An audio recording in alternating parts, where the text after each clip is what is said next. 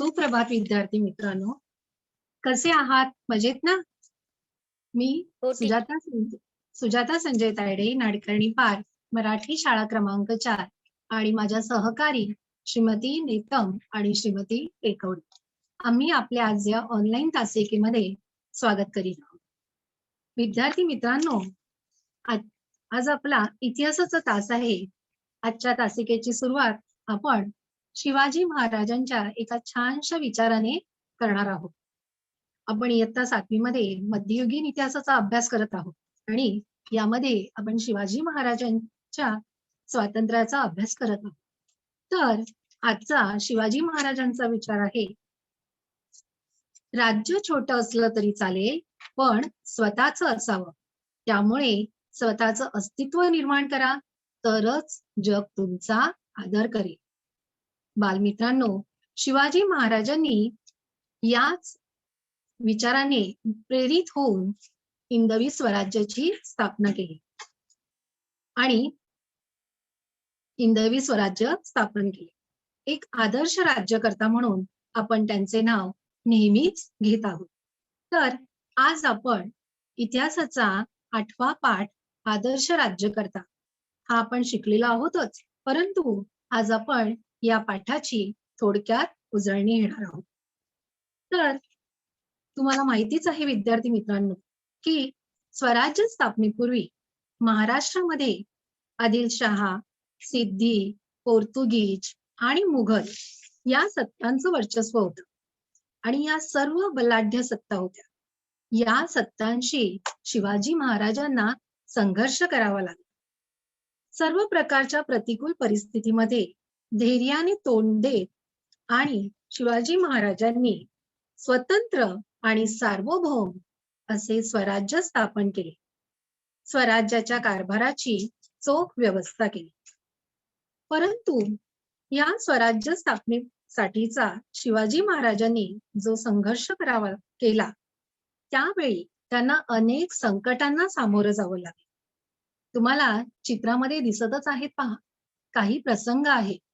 उदाहरणार्थ अफजल खानाच्या भेटीचा प्रसंग किंवा शाहिस्ते खानाने जेव्हा पुण्यावर हल्ला केला होता त्यावेळीचा प्रसंग, बाजी प्रभूंनी घोडखिंड अडवली, पन्हाळगडचा वेढा किंवा आग्र्यावरून सुटका, असे अनेक जोखमीचे प्रसंग होते. परंतु या सर्व प्रसंगावर शिवाजी महाराजांनी यशस्वी मात केली आणि त्यातून ते सुखरूपपणे बाहेर पडले. मुलांनो, हे जे सर्व कठीण प्रसंग होते, या कठीण प्रसंगांना तोंड देत असताना शिवाजी महाराजांच्या सोबत होते ते त्यांचे सवंगडी म्हणजे त्यांचे बालपणापासूनचे मित्र आणि मावळे. जीवाला जीव देणारे सहकारी असल्यामुळे शिवाजी महाराज हिंदवी स्वराज्य स्थापन करू शकले. आता यामध्ये शिवाजी महाराजांकडे जे गुण होता, तो गुण म्हणजे संघटन चातुर्य. मुलांनो, या कठीण प्रसंगाला तोंड देत असताना या संघटन चातुर्याच्या जोरावर त्यांनी आपल्या सोबत जीवाला जीव देणारे सहकारी गोळा केले होते. आता हे संघटन चातुर्य म्हणजे काय? तर एकाच विचाराने प्रेरित होऊन एकाच ध्येयासाठी, उद्देशासाठी लढणारे लोक जेव्हा एकत्र येतात आणि त्यांचा जो गट तयार होतो, या गटाला एकत्र करणे, त्यांच्याकडून जबाबदारीने काम करून घेणे म्हणजेच संघटन चातुर्य. शिवाजी महाराजांकडे हे संघटन चातुर्य विलक्षण होते. या संघटन चातुर्याच्या जोरावर त्यांनी आपल्या भोवती शूर व जीवाला जीव देणारी लोक गोळा केली होती. स्वराज्य कार्यासाठी महाराजांनी या सर्वांना प्रेरित केले होते, एकत्र केले होते, प्रेरित केले होते आणि स्वराज्याच्या कार्यामध्ये त्यांच्या या सहकार्यांनी सुद्धा आपल्या प्राणांची पर्वा न करता आपले कर्तव्य पार पडले. तुम्हाला माहितीच आहे की ज्या वेळेला शिवाजी महाराज अफजल खानाच्या भेटीस गेले, त्यावेळी या अफजल खानाच्या भेटीच्या वेळी अत्यंत धोक्याच्या क्षणी बडा सय्यद याला ठार मारणारा जिवा महाला हा सुद्धा एक शिवाजी महाराजांचा सवंगडीच होता. त्याच्यानंतर ज्या वेळेला शिवाजी महाराजांनी पन्हाळगडावरून आपली सुटका करून गेली, सिद्धी चौहानने पन्हाळगडाला वेढा दिला होता आणि या वेढ्यातून सुटका करून घेण्यासाठी जेव्हा शिवाजी महाराज पन्हाळगडावरून निसटले, त्यावेळेला शिवाजी महाराजांच्या वेशामध्ये वावरणारा शिवाकाशी, तर शिवाजी महाराज विशाळगडाकडे जात असताना घोडखिंडीमध्ये शत्रूची वाट रोखून धरणारा बाजीप्रभू देशपांडे, तर पुरंदरचा किल्ला लढवणारा मुरारबाजी देशपांडे, सिंहगड लढता लढता धारातीर्थी पडलेला तानाजी मालुसरे आणि आग्र्याच्या सुटकेवेळी शिवाजी महाराजांना पेटाऱ्यातून सुखरूपपणे बाहेर पडण्यास मदत करणारे हिरोजी फर्जत आणि तानाजी मालुसरे, अशी असंख्य उदाहरणे आपल्याला माहित आहेत. हे सगळे मावळे वेळ प्रसंगी स्वतःच्या प्राणाची पर्वा न करता शिवाजी महाराजांसाठी झटत होते.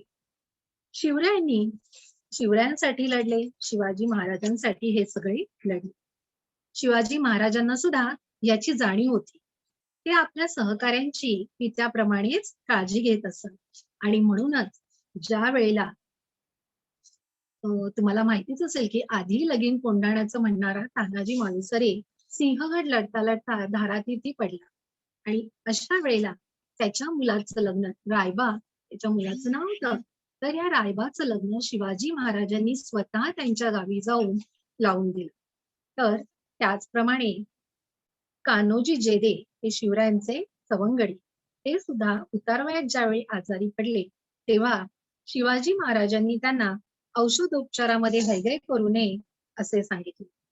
तसंच प्रतापराव गुजर, मदारी मिहितर यांनाही शिवाजी महाराजांनी शेवटपर्यंत अंतर दिले नाही. तर अशा प्रकारे संघटन चातुर्याच्या जोरावर शिवाजी महाराजांनी जीवाला जीव देणारे असे सवंगडी आपल्या सभोवती निर्माण केले. त्यानंतर शिवाजी महाराजांचा आणखीन एक गुण होता, तो म्हणजे रयतेची काळजी. शिवाजी महाराज जसे आपल्या सवंगड्यांची काळजी घेत होते, त्याचप्रमाणे ते आपल्या रयतेची म्हणजेच आपल्या प्रजेचीही पित्याप्रमाणे काळजी घेत असत. स्वराज्य स्थापनेच्या कार्यामध्ये महाराजांचा शत्रूंशी सतत संघर्ष चाललेला असत आणि शत्रूच्या वारंवार स्वाऱ्या होत असत. या स्वाऱ्यांमुळे प्रजा त्रासलेली होती. अशा वेळेला आपल्या प्रजेला, रयतेला त्रास होऊ नये याची जास्तीत जास्त काळजी घेण्याचा महाराजांचा प्रयत्न असेल. तुम्हाला माहित असेल की ज्या वेळेला शाहिस्ते खान अफाट फौजेनिशी पुण्यावर चालून आला, तेव्हा येता येता वाटेत त्यांनी अनेक गावे उद्ध्वस्त केली, शेतं उद्ध्वस्त केली, लोकांना त्रास दिले.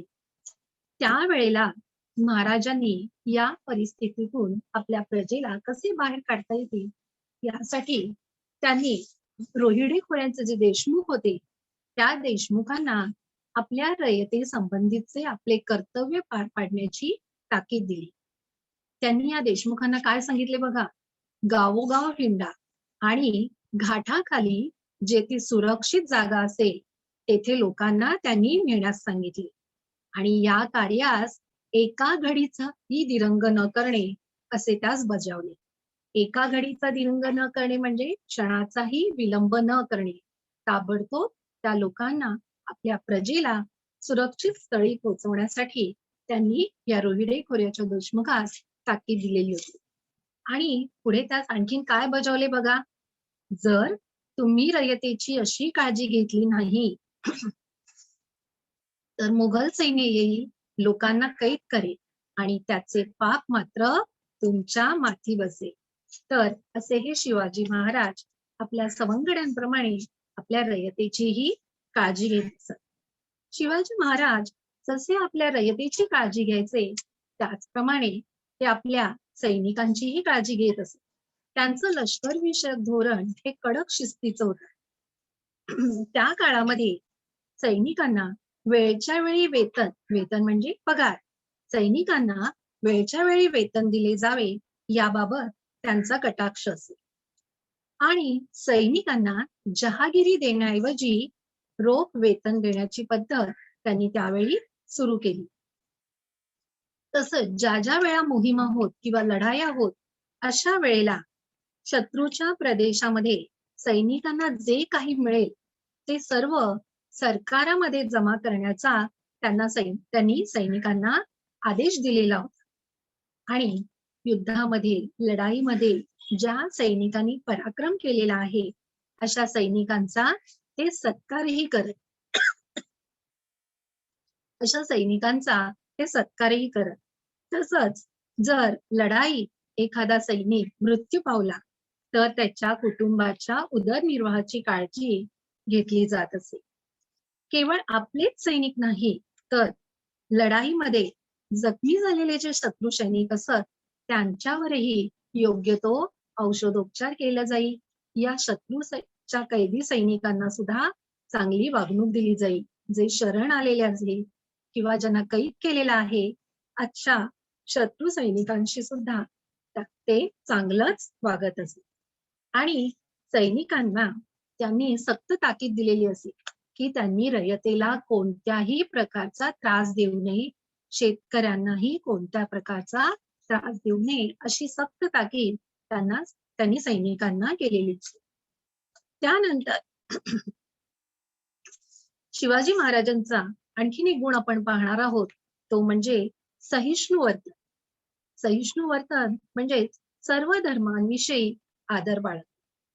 शिवाजी महाराजांनी सर्व धर्मांविषयी नेहमी आदरच बाळगला. महाराजांचा ज्या सत्तांबरोबर संघर्ष होता त्या सर्व सत्ता उदाहरणार्थ आदिलशहा, मुघल आणि सिद्धी या सर्व सत्ता इस्लामी होत्या. आणि म्हणून या सत्तांशी संघर्ष करत असताना महाराजांनी मात्र आपल्या प्रजेतील मुसलमानांना कधीही दूर लोटले नाही, तर त्यांना आपले प्रजाननच मानले होते. तसंच महाराजांच्या सैन्यांमध्ये किंवा त्यांच्या सरदारांमध्ये अनेक मुस्लिम सरदार असलेले आपल्याला दिसून येतात. महाराजांच्या सैन्यामध्ये सिद्दी इब्राहिम हा विश्वासू सेवक होता, तर सिद्दी हिलाल हा सरदार महाराजांच्या सेवेमध्ये होता. त्याच्यानंतर शिवाजी महाराजांनी जे आरमार दल उभारलेले होते तर या आरमार दलामध्ये महत्वाचा जो अधिकारी होता हा दौलत खान होता. अशा प्रकारे महाराजांनी आपल्या सैनिकांमध्ये, आपल्या प्रजेमध्ये कोणत्याही धर्माच्या बाबतीत भेदभाव केला नव्हता. सर्व धर्मातील लोकांविषयी ते आदर बाळगूनच होते. महाराजांचं हे सहिष्णू वर्तन तर होतच, परंतु त्यांचं धार्मिक धोरण जे होतं ते सुद्धा उदार होतं. ज्या वेळेला लढाया होत असत अशा वेळी जर शत्रूकडून एखादा प्रदेश जिंकून घेतल्यानंतर तेथील मुस्लिम धर्मस्थळांसाठी सुरू असणाऱ्या सोयी सवलती महाराज तशाच सुरू ठेवत असत, त्या बंद करत नसत. त्याचप्रमाणे त्या काळामध्ये महाराजांच्या सहिष्णू धार्मिक धोरणाबद्दल समकालीन इतिहासकार खाकी खान याने असे म्हटले आहे की शिवाजी आपल्या सैनिकांना सक्त ताकीद देत असे. बघा, त्यांनी आपल्या सैनिकांना काय ताकीद दिलेली की युद्धाच्या वेळेला कोणत्याही मशिदीला किंवा कोणत्याही धर्माच्या प्रार्थना स्थळाला धक्का लावू नये. आणि जर या लढाईमध्ये पुराणाची जर एखादी प्रत मिळाली तर ती प्रत तिला पूज्यभाव दाखवून योग्य प्रकारे तिला एखाद्या मुस्लिम व्यक्तीच्या हाती सोपवावी. म्हणजे अशा प्रकारे शिवाजी महाराजांचे धार्मिक धोरणही उदार होते. इथे लक्षात तुम्हाला बघा, आपण शिवाजी महाराजांचे संघटन चातुर्य, त्याच्यानंतर रयतेची त्यांना असणारी काळजी, त्यांचं लष्कर विषयक धोरण आणि त्यांचे सहिष्णू वर्तन आणि उदार धार्मिक धोरण या गुणांचा आपण अभ्यास करू. त्यानंतर आपण पाहणार आहोत की शिवाजी महाराजांची स्वातंत्र्य प्रेरणा. पहा, शिवाजी महाराजांच्या स्वराज्य स्थापनेच्या प्रयत्नांना स्वातंत्र्याचे मूल्य होते. दुसऱ्या कोणत्याही सत्तेचे वर्चस्व न मानता आपले स्वतंत्र आणि सार्वभौम अस्तित्व ठेवणे हा त्यांचा हेतू होता. आता शिवाजी महाराजांना ही जी स्वातंत्र्याची प्रेरणा मिळाली ती कोणाकडून मिळाली सांगता येईल तुम्हाला? जिजामातेंकडून. बरोबर. त्यांचे वडील शहाजीराजे आणि त्यांच्या आई जिजामाता यांच्याकडून शिवाजी महाराजांना ही स्वातंत्र्याची प्रेरणा मिळाली होती. आणि त्याचप्रमाणे शिवाजी महाराजांचे गुरु समर्थ रामदास स्वामी यांच्याकडूनही त्यांना ही स्वातंत्र्याची प्रेरणा मिळालेली होती. शिवाजी महाराजांनी या स्वातंत्र्याच्या प्रेरणेमधूनच हिंदवी स्वराज्याची स्थापना केली आणि ही स्वातंत्र्याची प्रेरणा त्यांनी इतरांनाही दिली. त्यावेळेला मुघलांच्या सेवेत असलेला छत्रसाल राजा यांची जेव्हा शिवाजी महाराजांनी भेट घेतली त्यावेळेला छत्रसाल राजाला सुद्धा शिवाजी महाराजांनी बुंदेलखंडामध्ये स्वतंत्र राज्य निर्माण करण्याची प्रेरणा दिली. तर ज्या वेळेला आपला स्वातंत्र्य लढा सुरू होता तर या स्वातंत्र्य लढ्याच्या वेळेला लोकमान्य टिळक हे सुद्धा शिवरायांची स्वातंत्र्य प्रेरणा घेऊनच स्वातंत्र्य लढ्यामध्ये सहभागी झाले होते. आणि अशा प्रकारे या स्वातंत्र्य प्रेरणेमधूनच शिवाजी महाराजांनी हिंदवी स्वराज्याची स्थापना केली. असे शिवाजी महाराज यांच्या या गुणांमध्ये त्यांच्यामध्ये इतरही अनेक काही गुण होते. त्या शिवाजी महाराजांच्या कार्याची थोरवी आपण आता थोडक्यात पाहूया. शिवाजी महाराजांच्या व्यक्तिमत्वामध्ये इतरही अनेक गुणांचा समुच्चय आपल्याला आढळतो. पहा, शिवाजी महाराज हे अतिशय बुद्धिमान होते. त्यांनी अनेक विद्या आत्मसात केल्या. त्यांना अनेक भाषा आणि अनेक लिपी अवगत होत्या. त्यांच्यावर त्यांच्या आई वडिलांनी केलेले स्वराज्य स्थापनेचे आणि नैतिकतेचे संस्कार त्यांच्या मनावर खोलवर रुजलेले होते. राजमाता जिजाबाई, दादोजी कोंडदेव आणि समर्थ रामदास स्वामी यासारखे गुरु त्यांच्या आयुष्यात लाभले आणि म्हणूनच एक कुशल राजनीतिज्ञ आणि चारित्र्यवान असा राजा म्हणून आपण शिवाजी महाराजांना नेहमीच ओळखतो. पहा, शिवाजी महाराज हे कुशल राजनीतिज्ञ तर होतेच, परंतु चारित्र्यवानही होते. शिवाजी महाराजांच्या व्यक्तिमत्वामध्ये चारित्र्य आणि सामर्थ्य, शील आणि पराक्रम यांचा समन्वय झालेला होता. त्यांच्याकडे नेतृत्व गुण होता, व्यवस्थापन होता, द्रष्टेपणा आणि राजकीय मुत्सद्देगिरी हे गुणही आपल्याला त्यांच्यामध्ये दिसून येतात. त्याचप्रमाणे मुलकी आणि लष्करी प्रशासन, सत्य आणि न्याय यावर त्यांची निष्ठा होती.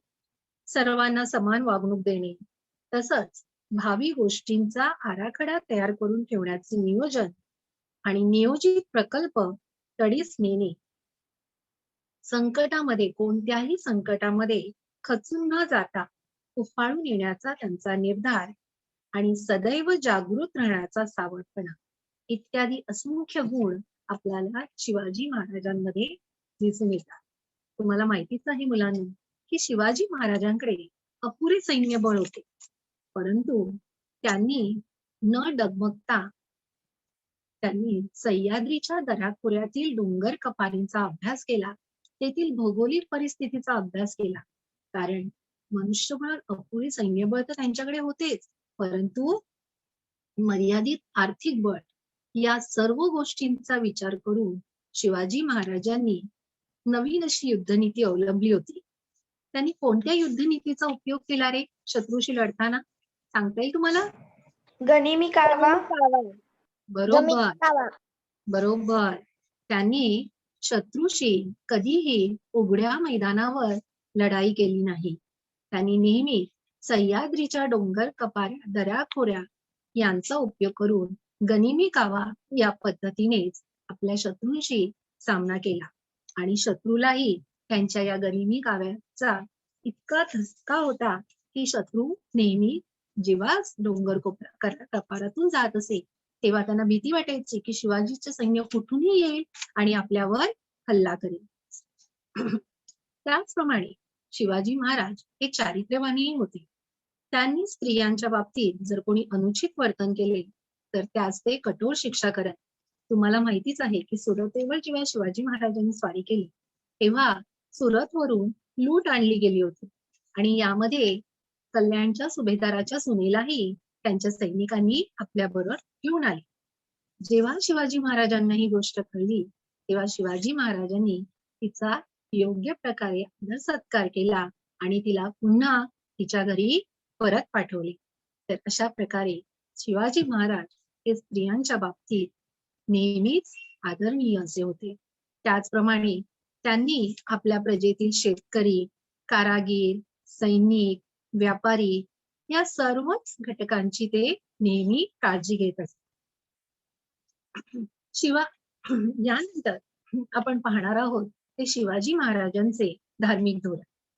शिवाजी महाराजांचे धार्मिक धोरण उदार तर होतेच, परंतु त्यांच्या ज्या सर्व कृती होत्या या सर्व कृती धार्मिक क्षेत्रातील क्रांतिकारकत्व दर्शवणाऱ्या होत्या. क्रांतिकारकत्व म्हणजे काय, तर नवीन विचाराने प्रेरित अशा या त्यांच्या धार्मिक कृती होत्या. पहा, शिवाजी महाराजांच्या सरदारांमध्ये नेताजी पालकर, बजाजी निंबाळकर हे काही कारणास्तव परधर्मात गेले होते, परंतु जेव्हा यांना स्वधर्मात येण्याची इच्छा झाली त्यावेळेला शिवाजी महाराजांनी त्यांना पुन्हा आपल्या स्वधर्मात घेतले, तसंच त्यांच्याशी नातेही जोडले.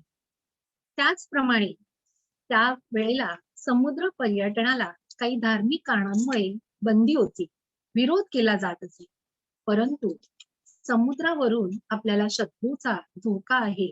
पोर्तुगीज, इंग्रज, डच यासारख्या शत्रूंपासून संरक्षण व्हावं यासाठी शिवाजी महाराजांनी आरमार दलाची स्थापना केली होती आणि म्हणूनच समुद्र पर्यटनाला जरी धार्मिक विरोध असला तरी सुद्धा त्यांनी समुद्रामध्ये सिंधुदुर्ग, विजयदुर्ग यासारखे जलदुर्ग बांधले. त्यानंतर त्यांनी स्वतःही जेव्हा त्यांचा राज्याभिषेक झाला तर एका राज्याभिषेकानंतर धार्मिक दृष्ट्या वेगळ्या प्रकारचा दुसरा राज्याभिषेक त्यांनी करून घेतला. तर अशा प्रकारे शिवाजी महाराजांचे धार्मिक धोरण उदार होतेच, परंतु त्याच्यामध्ये एक क्रांतिकारकत्व आपल्याला दिसून येते. असे शिवाजी महाराज स्वतंत्र, नीतिमान आणि सुसंस्कृत समाजाची निर्मिती करणारे शिल्पकार होते आणि म्हणून आपण त्यांना त्याचे शिल्पकार म्हणूनही ओळखतो. पहा, शिवाजी महाराजांनी आपल्या स्वराज्याला नैतिकतेचा आणि गुणवत्तेचा आधार दिलेला होता आणि म्हणूनच महत्वाच्या गोष्टींप्रमाणेच छोट्या छोट्या गोष्टींच्या बाबतीतही त्यांनी संबंधितांना योग्य ते आदेश दिल्याचे आपल्याला आढळते. शिवाजी महाराजांची सैनिकांना सक्त ताकीद असे की त्यांनी लढाईच्या वेळी शेतकऱ्यांच्या शेतातील भाजीपाला जबरदस्तीने नेऊ नये, त्यांची पिकं उद्ध्वस्त करू नये. त्याचप्रमाणे पर्यावरणाविषयी शिवाजी महाराज अत्यंत जागरूक होते. पहा, झाडे तोडण्यावर त्यांनी बंधनं घातलेली होती. आंबा, वड, फणस यासारखी झाडी तोडू नये अशी त्यांची सक्त ताकीद होती. आणि त्याचप्रमाणे त्या काळी आरमार दलासाठी जहाजे लागतात, तर ही जहाज बनवण्यासाठी साग किंवा शिसवच्या लाकडांचा उपयोग करावा असे आदेश त्यांनी आपल्या सैनिकांना दिलेले होते. त्याचप्रमाणे गावामध्ये किंवा किल्ल्यांवर जो कचरा जमा व्हायचा तर हा कचरा कुठेही न टाकता तो परसात जाळावा आणि त्यापासून तयार होणारी राख खत म्हणून शेतामध्ये वापरली जावी अशा सूचना त्यांनी लोकांना दिलेल्या होत्या. तसंच शेतकऱ्यांना ते बियाणे पुरवत असत. ज्या शेतकऱ्यांच्या जमिनी नापीक असतील त्या शेतकऱ्यांना ते मदत करत होते, विहिरी बांधून देत होते. तर अशा प्रकारे केवळ एक योद्धा म्हणून नाही तर एक आदर्श राज्यकर्ता किंवा प्रजाहितदक्ष राजा म्हणून आपण शिवाजी महाराजांना ओळखतो. अशा प्रकारे स्वराज्याची उभारणी करत असताना शिवरायांचे अनेक बारीक सारीक गोष्टींकडे लक्ष होते. ते केवळ योद्धा नव्हते तर ते नव्या स्वतंत्र, नीतिमान आणि सुसंस्कृत समाजाची निर्मिती करणारे शिल्पकार होते. आणि म्हणूनच आपल्या राष्ट्रीय चळवळीमध्ये शिवाजी महाराज एक मोठे प्रेरणास्थान मानले जाते आणि म्हणूनच अनेक नेत्यांनी त्यांच्याविषयी गौरवोद्गार काढलेले आपल्याला दिसून येतात. आता त्यावेळेला महात्मा फुले यांनी समतेच्या संघर्षांमध्ये पोवाड्याद्वारे महाराजांची महती सांगितलेली आहे. तर लोकमान्य टिळक यांनी शिवजयंतीच्या उत्सवाच्या माध्यमातून राष्ट्रीय जागृती केली. गणेशोत्सव आणि शिवजयंती हे दोन उत्सव लोकमान्य टिळकांनी सुरू केले, तुम्हाला माहितीच आहे. आणि या शिवजयंती उत्सवाच्या माध्यमातून त्यांनी लोकांमध्ये एकत्र येण्याची राष्ट्रीय जागृती निर्माण करण्याची चळवळ सुरू केली. त्यानंतर लाला लजपतराय यांनी शिवचरित्राची महती सांगणारे पुस्तक लिहिले आहे. तर तामिळ काव्याचे पितामह म्हणून ज्यांना ओळखलं जातं ते सुब्रमण्यम भारती यांनी शिवाजी महाराजांवर एक दीर्घ काव्य रचना केलेली आहे. तर रवींद्रनाथ टागोर यांनी जनगण मन हे आपलं राष्ट्रगीत लिहिलं आहे. तर या रवींद्रनाथ टागोर यांनी थोर ध्येय साधनेचे प्रयत्न करणारे मानून शिवाजी महाराजांवर एक दीर्घ काव्य लिहिलेलं आहे. तर सर जादूनाथ सरकार यांनी शिवाजी अँड हिज स्टाईल्स या ग्रंथामध्ये शिवाजी महाराजांचा गौरव केलेला आहे. तर भारताचे पहिले पंतप्रधान पंडित जवाहरलाल नेहरू यांनी शिवाजी महाराज हे केवळ महाराष्ट्राचेच नाही तर साऱ्या राष्ट्राचे असणारे मानवी सद्गुणांचे प्रतीक होते या शब्दात जवाहरलाल नेहरू यांनी शिवाजी महाराजांचे वर्णन केलेले आहे. तर अशा प्रकारे भारतातील सर्व भाषांमध्ये महाराजांची प्रेरणा आणि आदर्श सांगणारे साहित्य निर्माण झाले आहे. शिवरायांची ही प्रेरणा भावी पिढीसाठी एक आदर्श आहेच आणि म्हणूनच आपण त्यांना तो राष्ट्रपुरुष म्हणून नेहमी ओळखत आलो आहोत, त्यांच्या कार्याचा गौरव करत आलो आहोत. तर मुलांनो, आज आपण एक आदर्श राज्यकर्ता म्हणून शिवाजी महाराजांमध्ये कोणकोणते गुण होते याचा अभ्यास केला. पहा, त्यांच्यामध्ये असणारं त्यांचं संघटन चातुर्य, त्यानंतर त्यांना आपल्या रयतेविषयी असणारी कळकळ, काळजी, त्याच्यानंतर त्यांचे लष्कर विषयक धोरण, आपले सैनिक किंवा शत्रू सैनिक यांच्याविषयी ते नेहमी स्वतः त्यांची काळजी घेत असतात. तर शिवाजी महाराजांचं सहिष्णु वर्तन, त्यांची स्वातंत्र्याची प्रेरणा, आपल्या आई वडिलांकडून त्यांनी स्वातंत्र्याची प्रेरणा घेतली आणि हिंदवी स्वराज्य स्थापन केले आणि ही स्वातंत्र्याची प्रेरणा त्यांनी इतरांनाही दिली. छत्रसाल राजाला सुद्धा त्यांनी स्वतंत्र राज्य स्थापन करण्याची प्रेरणा दिली.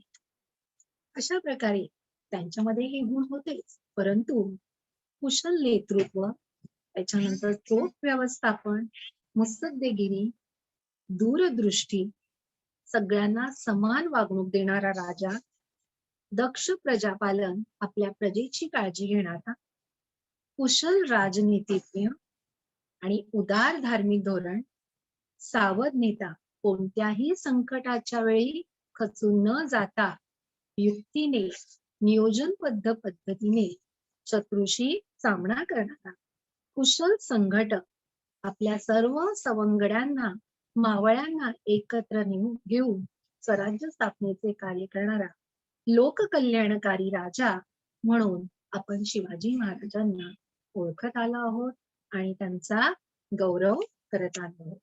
तर मित्रांनो, अशा प्रकारे आपण शिवाजी आदर्श राज्यकर्ता या पाठाचा अभ्यास केला. आता आपण थोडक्यात याचे प्रश्न पाहू. तुम्हाला समजलं का रे बाळांनो? हो. चला आपण आता याचे प्रश्न पाहूया. पहा इथे,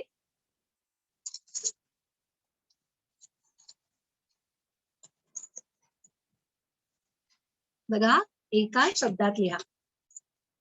पहिला प्रश्न आहे, अफजल खानाच्या भेटीच्या प्रसंगी अत्यंत धोक्याच्या क्षणी याने बडा सय्यद याला ठार मारले. नाव सांगायचंय मला. जीवा महाला. बरोबर, जीवा महाला. आता दुसरा प्रश्न पहा. पन्हाळगडाचा वेढा ओलांडून जाताना शिवाजी महाराजांच्या भूमिकेत वावरणारा कोण तो सांगा? शिवाकाशी. काशीद. बरोबर, शिवाकाशी. छान उत्तर दिला. तिसरा प्रश्न.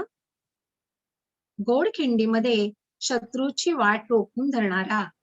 बाजीप्रभू देशपांडे. पांडे. बरोबर. पुरंदरचा किल्ला लढविणारा.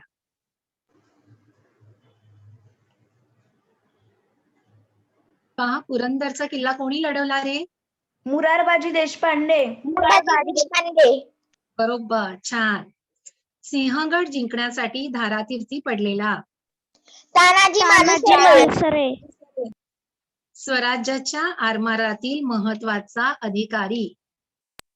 दौलत खान. दौलत खान. बरोबर, छान उत्तर दिला.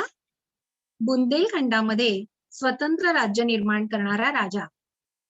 छत्रसाल. बरोबर. आता पुढचा प्रश्न पहा. समतेच्या संघर्षामध्ये पोवाड्याद्वारे शिवाजी महाराजांची महती यांनी सांगितली. कोण?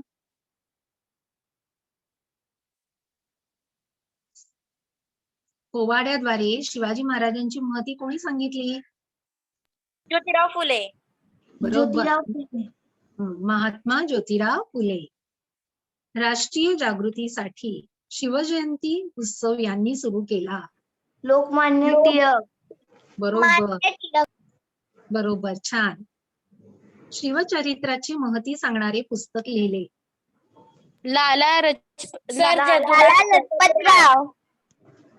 लाला लजपत राय.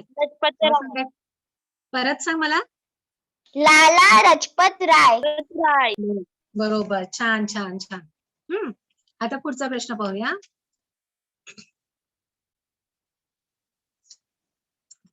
उत्तरे लिहा. पहिला प्रश्न पहा.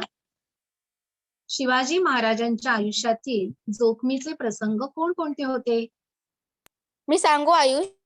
हा, मी आयुष सांग. सांगू धनश्री. थांब जरा, आधी आयुषला सांगू दे.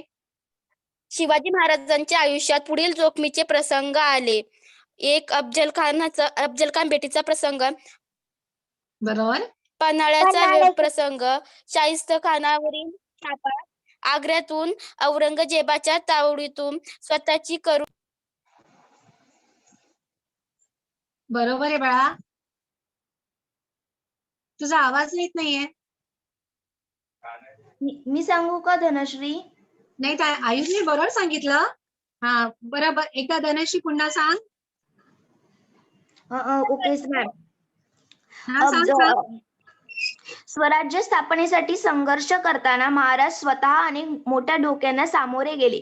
अफजल खान भेटीचा प्रसंग, पन्हाळ्याचा वेढा, शाहिस्ते खानावरील छापा, आग्र्यावरून करून घेतलेली सुटका, हे सर्व प्रसंग मोठ्या जोखमीचे होते. बरोबर, छान. आता पुढचा प्रश्न पहा. रोहिडे खोऱ्याच्या देशमुखास शिवाजी महाराजांनी कोणती ताकीद दिली होती? मी सांगू धनश्री? बरं, सांग धनश्री. रोहिडे खोऱ्याच्या देशमुखास महाराजांनी ताकीद दिली होती की ज्यावेळी मुघल स्वाऱ्या करीत त्यावेळी रयतेला सुरक्षित ठिकाणी न्यावे व रयते संबंधीचे आपले कर्तव्य पार पाडावे. आणि आणखीन काय सांगितलेलं? ते मी सांगू पियुष? हा, सांग पियुष. रोहिड खोऱ्याच्या देशमुखास शिवाजी महाराजांनी पुढील ताकीद दिली होती. आपले कर्तव्य पाडले नाही तर मुघल सैन्य येईल व आपल्या प्रजेला घेऊन जाईल आणि हे पाप तुमच्या माती बसेल. बरोबर, छान छान. आता पुढचा प्रश्न पहा.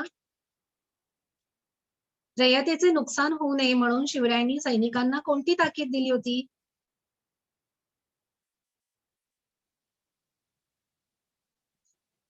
तर मी बोलू? मी धनश्री. थांब जरा धनश्री. पियुष आणि धनश्री दोघच सांगतात आज उत्तर, बाकीचे कोणी बोलत नाहीये. आयुष टीचर, आयुष आणि पियुष आम्ही भाऊ आहोत. हो चालेल चालेल, सांग आयुष. हा बोल बाळा.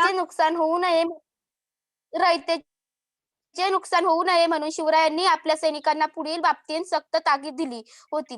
शेतकऱ्यांचा शेतीतील भाजी देखील जबरदस्तीने घेता कामा नये. सैनिकांच्या युद्ध हालचाली पेरणीच्या आडा येता कामा नयेत. शेतातील उभी पिके कापू नयेत. शेतकऱ्यांची घरे लुटू नयेत. युद्ध मोहिमेत शत्रूच्या प्रदेशात जे काही मिळेल ते सरकारात जमा बरोबर, छान छान उत्तर दिला बाळा तू. चौथा प्रश्न पहा. शिवरायांचे धार्मिक क्षेत्रातील क्रांतिकारकत्व कोणत्या गोष्टीवरून दिसून येते? मॅम मी धनश्री. हा बोला, कोण बोलताय? मी धनश्री. हा बोल बोल धनश्री. सांगू मी. धनश्रीला सांगू दे बाळा. शिवाजी महाराज स्वधर्मातील व्यक्ती प्रमाणे परधर्मातील व्यक्तींविषयी भेदभाव न करता आदर बाळगत. परधर्मात गेलेल्या व्यक्तींना परत स्वधर्मात घेण्यात ज्या काळात विरोध होता त्या काळात अशा व्यक्तींना त्यांनी परत स्वधर्मात घेतले. समुद्र पर्यटनास धार्मिक कारणावरून विरोध होता त्या काळात सिंधुदुर्गासारखे जलदुर्ग बांधले व आरमाराची निर्मिती केली. राज्याभिषेकानंतर धार्मिक दृष्ट्या वेगळ्या प्रकारचा दुसरा राज्याभिषेक करून घेतला. बरोबर, छान छान उत्तर दिलं बाळा. त्यानंतर शेवटचा प्रश्न बघा. आपण आतापर्यंत शिवरायांचे जे गुण शिकलो त्याच्यापैकी तुम्हाला शिवरायांचा कोणता गुण विशेष जास्त आवडला सांगा. तुम्हाला आवडलेले शिवरायांचे गुण सांगायचे. मॅम मी सांगते. मी धनश्री. हा सांग. राजकीय मुत्सद्देगिरी व लष्करी प्रशासनाविषयीचे प्रभावी धोरण. बरोबर. आणखीन पियुष तुला कोणता? काळजी. हा बरोबर संघटनेचे चातुर्य. बरोबर, छान. आणखीन आणखीन मी धनश्री. स्वातंत्र्याची प्रेरणा. हा बरोबर, नेतृत्व व व्यवस्थापन व द्रष्टेपणा. छान छान. म्हणजे तुम्हाला शिवाजी महाराजांचे हे गुण आवडले. आता तुम्ही काय करायचंय, हा पाठ तर वाचायचाच आहे परंतु यामध्ये शिवाजी महाराज पर्यावरणाच्या बाबतीत किती जागरूक होते याची माहिती लिहायची आहे.